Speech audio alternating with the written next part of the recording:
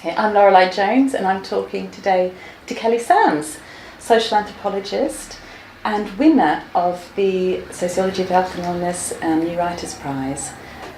So congratulations, firstly of all. It's a wonderful paper, and I had the very great pleasure of reading all the entries, and it was a real standout. Oh, wow. So can you tell us a little bit about it?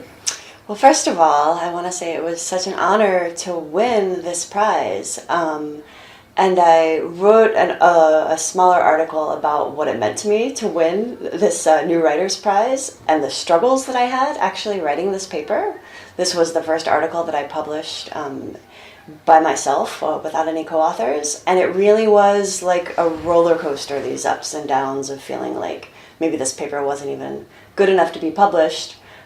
Till in the end winning this New Writers Award for it. So it was definitely worth all of the time and all of the revisions and all of the advice that I got from so many of my colleagues and my friends about how to make this paper better. So even though I'm listed as the sole author, it was really, in the end, like many things, a collaborative effort that was really informed by not only the people in the field, but all of the people behind the scenes that helped me write the paper afterwards. Mm-hmm.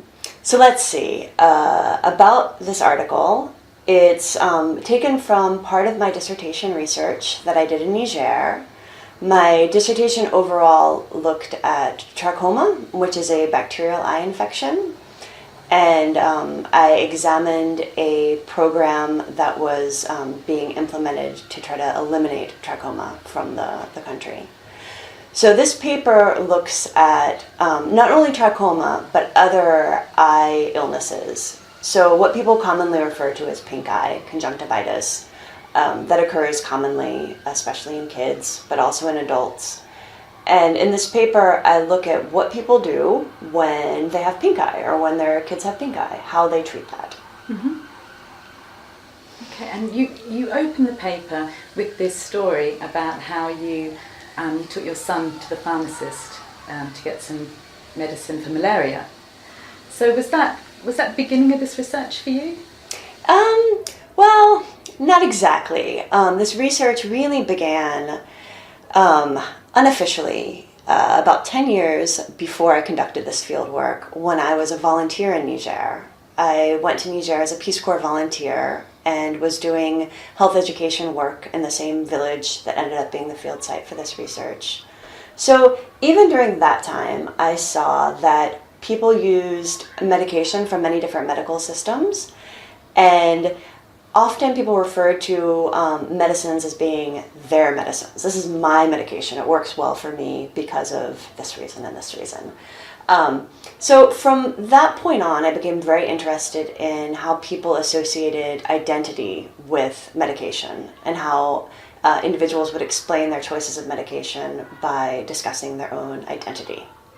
So the story that you refer to at the beginning of the article about me going into a pharmacy when my son was sick with malaria is another source of evidence, kind of anecdotal evidence. It wasn't part of the structured research, but an anecdotal experience that really confirmed how we think of medicine as being related to our individual identities. So in this story, for those of you who have not read the article, is my son was sick. He had a fever, he had malaria, and like many other people in places where malaria is common and is seen as an everyday kind of common illness to be treated at home first rather than being taken to the hospital, I went to the pharmacy and I said, my son is really sick. I think he has malaria. I'd like to buy malaria medication. And the pharmacist gave me a medication that I had never seen before. I'd seen the brand name of the medication, the ingredients of the medication, but the way it was packaged and the way that it looked was very different than the same type of medication with the same name, same ingredients that other people used in the village where I was working. And when I asked the pharmacist why he thought I should buy this medication rather than the one that my friends and neighbors were using to treat their kids' malaria, he said, well, it's better for you as a an American, as a foreigner, this is your medication, and this will treat your son better than any of these other medications that are made for Nigerians and people who live in the village. And so being someone who studied public health and who knows a little bit about malaria medication and biomedicine, I was skeptical about this because the ingredients were the same. But this idea of identity, that one medication packaged a certain way was better for me and another medication packaged a certain way was better for other people, was really salient and was really powerful. And in the end, led to the pharmacist's decision of what medication he offered me, and also led to me accepting his recommendation and treating my son with his medication. Mm-hmm. And Kelly's son is here. He is. In London, we're in London, and he helped us to set up the cameras. He did. which was nice. And I did actually think maybe I should bring my daughter along because she would be very good with the tech. And I didn't think of it soon enough. But yes, we would have been able to set this up a lot quicker if we'd had the kids on the case, I think. But anyway, that's an aside. It's lovely to meet him as well. So thinking then about issues of social identity and social belonging. I mean, one of the things I like about your paper is that you're really focusing on the accounts that are people giving when they're asked to reflect about their medicine use, which is, I think, slightly different to some of the other literature on identity and treatment choices. You're really focusing on what people say about their use of medicine. So talk through some of the different things that they're saying about their use of medicine in your paper. Sure. Well, before starting, I want to say that what I try to do in this paper is I analyze how people explain their medication use after they were using the medication. Mm-hmm. I don't try to engage a perspective where I'm trying to predict people's medication use. I ask people after they used the medication, why did you choose this kind of medication rather than something else? And notice that these themes of social identity kept reoccurring. So some of the really prevalent themes that I kept seeing were about being modern and being part of kind of a globalized biomedical society. Mm-hmm. Often individuals would discuss how they went to school, they learned about this medication at school, they would speak in French, they would describe certain things about this medication in French rather than in the local language, which is Hausa, and highlight the modern, foreign aspects of the medications that they were using. However, some of these same people would also use what I call in this paper, which is really just kind of a lump term that I grouped everything together with, but as traditional medication, which I use to include anything that had to do with herbs or spiritual healing or anything that was not biomedical medication. And so some of these same people would explain how they used these certain antibiotics, for example, imported from France because they were modern and they knew the importance of this international French medication. And possibly the same person would engage another aspect of their identity, which is being Hausa and being traditional and being African, and therefore using dried herbs or amulets around the neck to highlight their local Hausa identity. Mm-hmm. So I thought that was really interesting, the fluid nature of it and the multiple nature of these different identities that people were at least talking about. Yeah. When you think about it, what identity is, from what I've seen, it is really fluid, and people engage in different parts of their identity depending on what kind of decisions they make. I engage a lot Bourdieu's theories that he's written about social distinction through choice. And in Bourdieu's theories, social distinction is more of a static thing that appears in individual choices. For example, someone, to take it back to kind of our context, a lot of my peers show that they only buy organic, they are vegan, they're gluten-free, and these decisions are based on personal choice, but it's not only personal choice, it's also it shows what social class you belong to, it shows what you think of yourself as being. For example, I think of myself as being ecological, or I think of myself as taking care of my body, and these are the choices that I make. What Bourdieu doesn't necessarily show, which I think needs to be thought about to have more of a consideration of how multi-dimensional identity is that these decisions that we make related to identity change a lot too. There's someone who might go and only vegan because they think of themselves as this, and then another decision they make that may be very different to that source of social identity, but explained differently as well. So I think these are some of the choices about identity and some of the ways that people demonstrate their own identity and think of their own identity about that need to be untangled and explored additionally. And do you think we talk about these things depending on who we're talking to? Do you think it shifts? I think we do. And I think in my article, that's probably why during my research, people would highlight how they really liked foreign medicines and how they really liked biomedical treatment and medicines that came from the US and medicines that came from France. And I wonder if I was not who I am, if I was not someone that was international, that was seen as being affiliated with biomedicine, if this aspect would have been highlighted as much. So it was part of that particular interaction. I think so. I mean, I'll never know with anthropology and with qualitative investigations based on interviews. It's hard to tell how the stories change depending on who the interviewer is.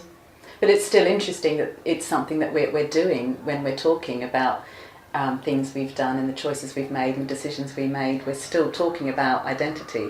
Yeah. Even if it shifts between settings. Yeah. And these identities are not mutually exclusive, and they're not just because you have one identity that you use to explain an action doesn't mean that there's not another identity that explains another type of action. So, I mean, the other person that you talk about in your research is Last, and the work on pragmatism in decisions. And I was thinking about this on the way into London, because I took a train into London, and it is that. So I guess what he would say is I took a train because a train was there and it went to London. But then again, transport choices are also, or could be an expression of class, especially in the country where I live. To take the train is probably quite a middle class thing to do. There are buses available, and that's probably not something that I would think about taking, and I don't know why, but it's just not the way I would do it.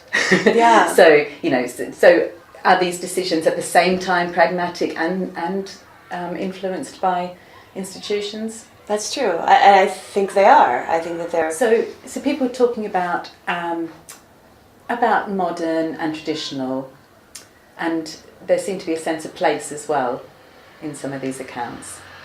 What were some of the other important dimensions that you bring out in your paper? Another important dimension was religion, because the community where I worked is predominantly Muslim, and there's a history of Islamic medicine that has been combined with what existed before Islam entered West Africa. So it's become this kind of amalgam of Hausa and Islamic medicine. And also there's a lot of medications, biomedical medications that are brought in from Saudi Arabia when people go to travel to Mecca. So there was this idea that medicines from Saudi Arabia or medications that had to do with Islam had some kind of power that was beyond a biological power, that there was also a spiritual power that was involved with these medications. Mm-hmm. And were there other dimensions? Let's see. Also the social dimension about how people actually got access to these medications, and different medications that were either made or imported or sold by individuals with whom the individuals who I interviewed already had pre-existing relationships. Mm-hmm. So it's like the social economy of medical use and the social relationships in which I think any healthcare system, things get done through the social relationships. Yeah, and I read a little bit about using the edited book by Padurai, The Social Life of Things, about how value occurs when things are exchanged. Tell me more about that. And so, I mean, the idea is that no object has an objective value. You know, objects get value as they're circulated and as value is negotiated around mm-hmm. objects. Mm-hmm. And so I saw the different values, economic value and also symbolic value of different medications that emerged and were formed as they circulated. Mm-hmm. And you used, at one point, you used the term, the symbolic efficacy, yeah. which I like. Which I think that what I meant by that was really people feeling like a medication is powerful. And I think that has a lot to do with the value and with all of the history that's kind of embedded in these decisions that people make about how they treat something as simple as pink eye. This is not a life or death situation, but a situation that does require treatment. And so I think that it lends itself very well to be explored for how an everyday decision like this also invokes very important decisions and important ways of thinking about who we are and why we decide to behave the way that we do. Mm-hmm.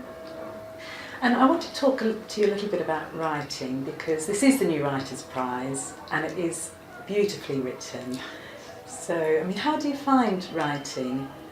Do you have a particular approach? I think my approach is always being changed and refined and becoming better and better at it as the years go on. When I first wrote this paper, I had all of the ideas that I wanted to express, and I forced myself to get them all on paper, which is perhaps can be talked about in another discussion, but I've read a lot about writing processes that work well for people. So I was forcing myself to write for a certain amount of time every day, consistently, with the idea that this would actually get me to get some words on paper, and then afterwards I would kind of shape these words into something that had more meaning and was publishable. Mm-hmm. So just get them down. Yeah. So after a period of, I don't know how long, of regularly every day forcing myself to write something, I had something that was written. So I refined it the best I could, I edited it, and I submitted, wondering what was going to happen after I submitted this article, thinking that possibly it could be rejected. I didn't have a lot of confidence in how good it was. I wasn't really sure about what I was saying, if what I was saying made sense, if it was as interesting as I thought it was. And luckily, the journal accepted it with revisions, with many, many revisions, and sent it back to me, I think probably maybe a year after I submitted it at first, so it took quite a while. But I was very happy that it was accepted with revisions. But when I got back all of the revisions, again, I kind of just wanted to give up. I didn't know how to approach all of these revisions that they were asking me to do. And I would open up this document with all of the reviewers' comments, and I would quickly close it back up again and put it away. I just didn't know where to start. And luckily I talked to some colleagues who gave me great advice and really who stood by my side and encouraged me that taking it piece by piece, I could move forward and I could improve this article based on the reviewers' comments. And so I did that with the first round of comments, and months later, I got a second round of comments with many, many other things that needed to be changed. So I was able to go through that again with the help of colleagues and with friends who encouraged me and who also gave me practical solutions about how to address some of these comments. And in the end, it was finally accepted, and I'm proud of this article. I can go back and I read it now, and I feel like it is pretty well written, but it wasn't like this from the beginning, and it would not have been this well written or have won this writer's prize without all of the revisions and without all of the advice and comments that I got from the reviewers, and then also from my friends and colleagues who helped me attack this and get it out. I don't know who said it, but one of my favourite sayings is, I hate writing, but I love having written. And I think I feel like that when you said, you can read it over now and you can feel quite proud of it. I like that feeling. Yeah. Yeah. And I'm just getting to that point now. I think that after it was published, I kind of didn't want to look at it again for a little while because I had so much anxiety about it, and I remembered all the struggles that I had with it. And now it's gotten to be, it's maybe a year after it's been published, not quite a year. And I can go back and I can look at it and I can have some distance from it, and I can read it and think about what I've said in the article, rather than having these insecurities that emerge when I read it. And I agree that I think one of the lovely things about writing, though, is the generosity that you get from peer reviewers and their comments and the time they take to go through the papers. I agree. Yes, and it really makes me want to pay it forward too, and to give my time freely to my colleagues and other academics that could benefit from my feedback, because we do this for free. We provide comments, we provide support just because we're interested in these subjects and we like what we do, and I think it's really beautiful when that all comes together. And did it have a very different structure by the end? I mean, I think that's one of the things about writing up ethnographies. It is sometimes, I think, difficult to know where to start and to what overall structure to give it. Yeah, it had a very different structure. At the beginning, like I said, I just had words on pages, and by the end, it was a real article. And I think that that's something that I've learned from this process. I think that in the articles that I've written after this one, they've started off with a lot more structure than this one started off with. So I think as it goes on, and as I become a more experienced researcher and writer, it does get easier, especially to start off with something that has more cohesive structure, so that what I'm revising is more of the contents rather than the structure. This one, it was the structure and the contents. Everything needed to be revised before it was published. I tend to start writing from the middle out. I just write what I feel like writing, and then it sort of tends to go that way. And then I always find that I have to throw out my favourite bit. Your favourite bit? Yeah, it's my hallmark, I think, of writing. Is I end up having to throw out my favourite bit. That's usually the bit I started with. That's very interesting. But it's important just to start somewhere. Yeah. And all of this reading about writing that I've been doing lately, it's that, like, you have to start somewhere. And you might as well start with something that you love. You can start with anything as long as it gets you started. Because it's so much easier to revise and shape something that you already have on paper rather than something that's in your head and is not concrete and doesn't necessarily really exist outside of your head. Okay, so tell me what you're doing now, because we want to hear more. So what have we got to look forward to? Let's see. So I'm just wrapping up a project right now that I conducted with colleagues in France, in Marseille, at the Norbert Elias Center. and the Institute of Research and Development, based on 2 ethnographies, one in Benin and one in Ghana, where I continued looking at medication use with a colleague, Karine Baxter, who is the PI on this project. So Karine and I will have some publications coming out soon about use of malaria medication in these 2 different countries, and the different types of medications that were used and how people explained their medication decisions. And as of August 1st, I will be starting a very different project in Florida, at the University of Florida, working with the Center for Arts and Medicine. I'll be helping them develop a national working group for public health and art. And we'll be doing a systemic review of all of the work that's been done so far in the US about public health and art, and how arts-based work has been used to improve health outside of health facilities, and also how health communications has engaged art and artists to get out health education messages. So I'm really excited about this new position. And I hope that in future years I'll be able to combine this research about arts and public health to look at some of the ways that art has been engaged to influence which medications are used and how medications are used, particularly looking at health communication messages and how health communication messages based on art and engaging artists have influenced the types of medications that people choose, and marketing of medications, and how medication boxes and ads and the way that medication is presented influences how people use it and think about it. That's really interesting, and it does remind me of the very opening of your paper when you're describing the pictures on the tablets. I mean, that's something that really stayed with me from your paper, the child taking the tablets and the little parasites getting smaller over time. Yeah. Anyway, thank you very much for talking to me today. I'm a little bit starstruck, so it's been wonderful. Thank you very much.